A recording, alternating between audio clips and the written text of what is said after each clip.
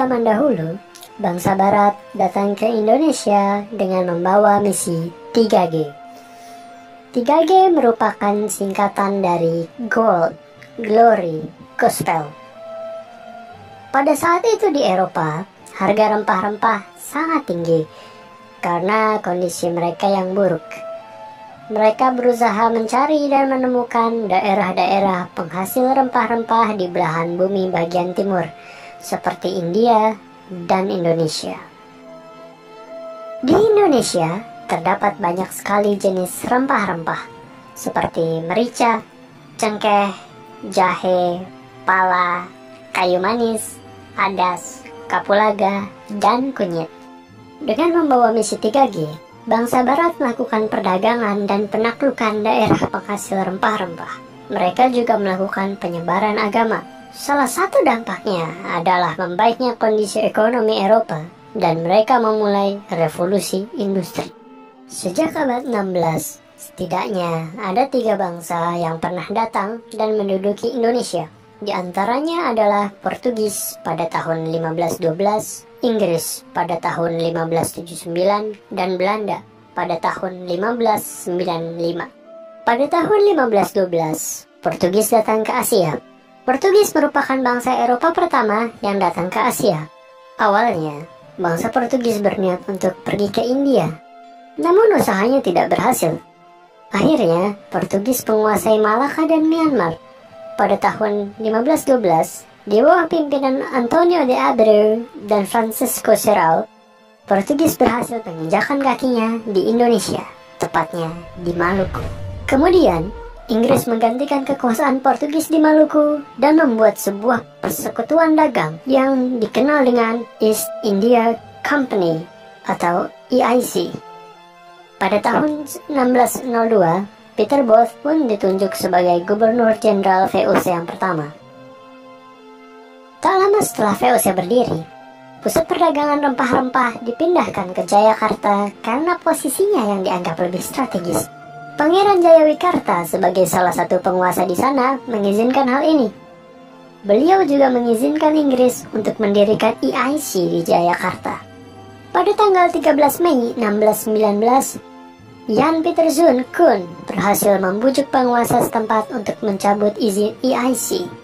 Setelah kejadian tersebut, Belanda terus mendesak Inggris agar menyingkir dari Indonesia. Melakukan segala cara untuk memonopoli perdagangan. Salah satu caranya dengan melakukan politik divide et impera. Caranya dengan mengadu domba antar kerajaan agar berperang. Lalu, VOC memberi bantuan ke salah satu pihak. Imbalan atas bantuan VOC adalah diizinkan membangun benteng dan hanya lakukan jual beli dengan VOC. Pada tahun 1808 sampai 1811, Gubernur Jenderal Hindia Belanda, Daendels, membangun jalan sebagai jalur distribusi sumber daya dan pertahanan dari Anyer ke Panarukan.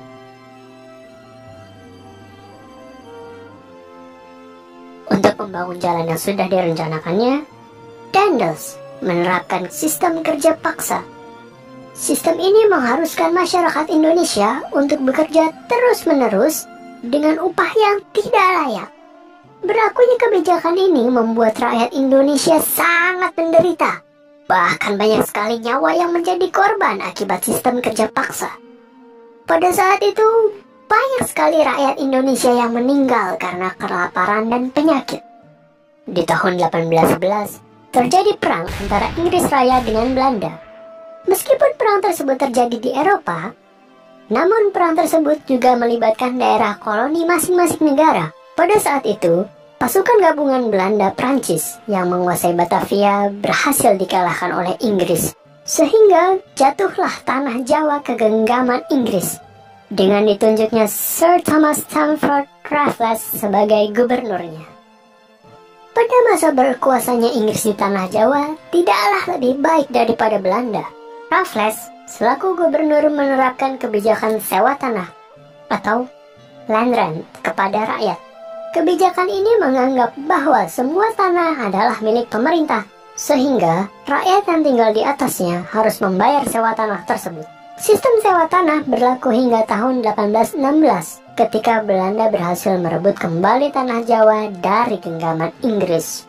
Jenderal Van den Bosch menerapkan sistem tanam paksa atau kulturstelsel pada tahun 1830. Dengan berlakunya sistem tersebut, rakyat dipaksa menanam jenis tanaman tertentu untuk dijual ke pemerintah Belanda. Bagi rakyat yang tidak mempunyai tanah, mereka terpaksa bekerja di ladang milik pemerintah. Karena sistem ini, rakyat kembali merasakan penderitaan. Kemiskinan dan kelaparan merajalela karena harga penjualan tanaman dan upah kerja yang diterima sangat rendah. Keadaan ini membuat aktivis Belanda seperti Douwe Dekker dan Baron van Heuvel melakukan protes terhadap pemerintah.